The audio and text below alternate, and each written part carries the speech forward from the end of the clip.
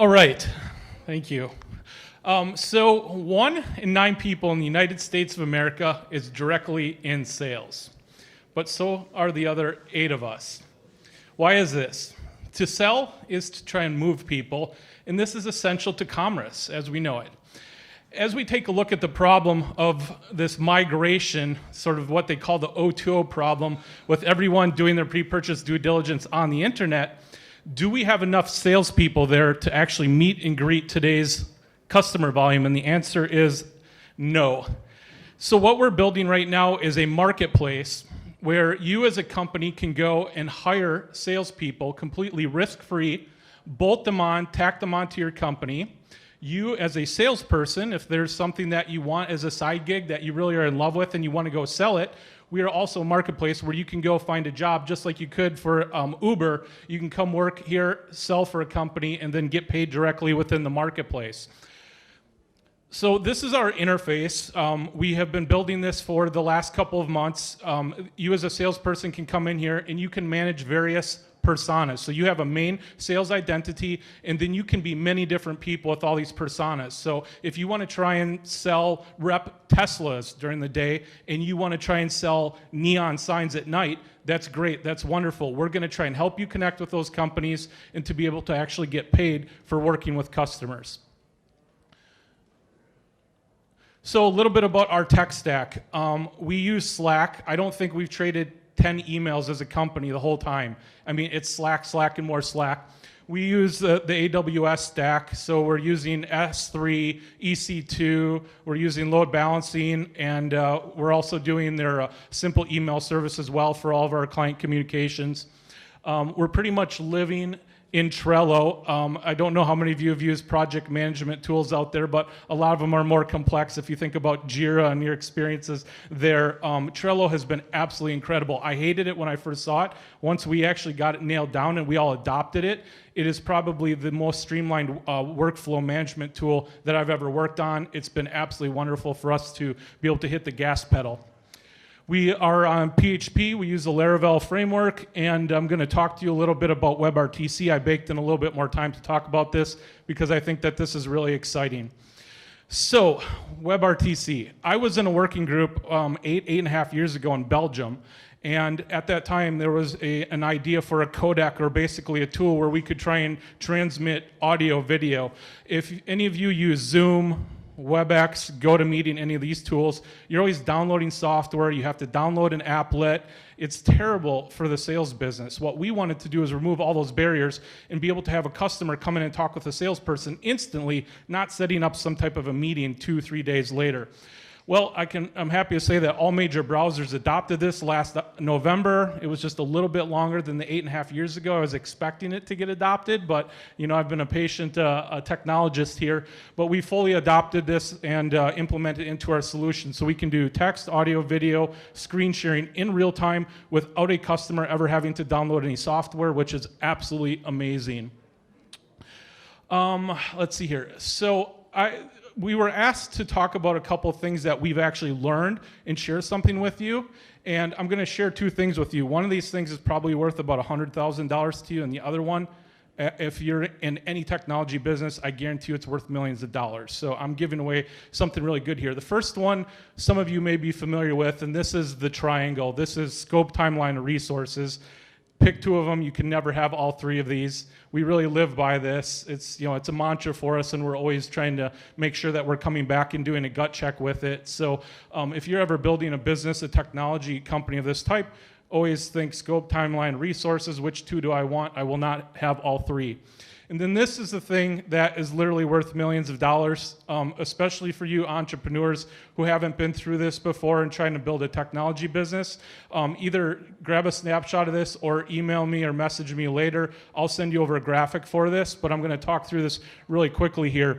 From the stages of the business to actually get out to a scalable business, this is your pathway. If you try and do anything outside of this, you're going to have a very painful life. How many of you like to fail at a rate of 80%? None of you. How many of you like to succeed at least an 80% rate? Yeah, exactly. This right here, if you follow this guideline, you will have an 80% chance of success If you do not follow it, it's an 80% or better failure rate. So what we've done is we've broken up all of our work into the idea, product, traction, and scale phase. You're always going to be someplace on this continuum. Right down here, you have a minimally viable concept. Once you develop that concept and you've actually found a market and you want to try and solve a problem, develop an initial product release. Then you put out your MVP, or some people call it an MVF. Then you go into your minimally viable repeatability. Then you find minimally viable traction, and then you go to scale with the business. If you can stay along this pathway here, you'll also find that you have a much better time raising money. And one of the things that I've found, and I've raised millions of dollars for multiple technology companies over my 20-plus year career, is that a lot of companies go out there and they spend way too much time raising money instead of actually building their business. And it's a bad frustration for many companies, and especially in this market, I see it a lot. What I can tell you is that if you align your fundraising to the specific stage that you're at, you're cutting out half of your time you have to spend with trying to raise money from investors. So this graphic right here is the best tip that I can give to you guys, because it'll save you years of your life, lots and lots of pain, and it'll put you in a much better position to be successful. We as a company, like all startups, we have gone through an evolution. Originally, when we had started this, we were basically doing live chat for sales. So we had clients like the PGA Tour and NFL football teams and Mutual Omaha Mortgage. What we were doing is helping their salespeople to connect at a very human level, and we were finding success with that. But we didn't think we were going to be able to build a very large addressable business, a large addressable market where the business actually fit. In other words, we don't think we could build a billion-dollar company around what we were doing. What we started to do is went out there and started looking at how do we help companies to sell in a little bit more effective rate, and we realized they just didn't have enough salespeople. Hiring salespeople is really hard, really expensive. It's the biggest cost center of the business. Let's try and crowdsource, the gig economy workers to come in and represent these products and services, and then that's how we evolved into the Uber for Sales model, which is what we're implementing today. So my two asks are, do you know any salespeople that you can introduce to this? We're looking for more salespeople, the supply side of our marketplace. Also, do you know of any companies who would be interested in getting a risk-free, on-demand sales force to bolt onto their business that are out there selling for them, and they just pay on a performance basis? So if you know people in either of those audiences, we'd love to know about it. In terms of contacting us, you can come to salesfolks.com. Literally, if you come on there tomorrow, you can come on there and chat with me right through the system. You can also email us at hello@salesfolks.com. When we're online, we're available through video, audio, text, screen sharing. When we're offline, it SMSs directly to our mobile phone. That's how our technology works.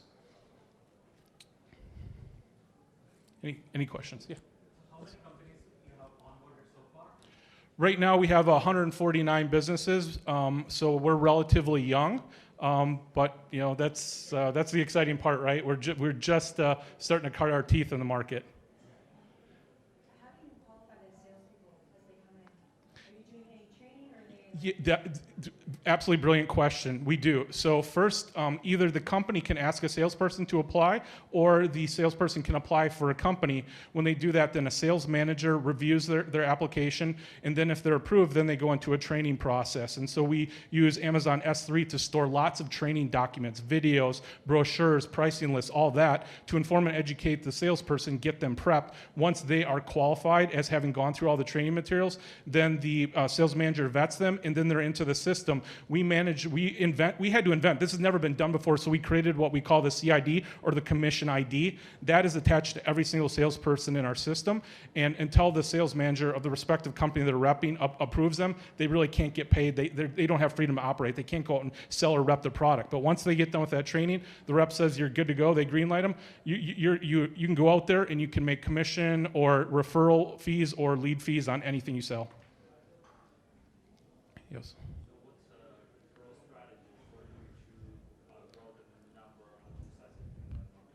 Yeah, that's a great question. So primarily Oh, yeah, sorry. Apologies. The question was, what's your growth strategy? How are you trying to scale that up?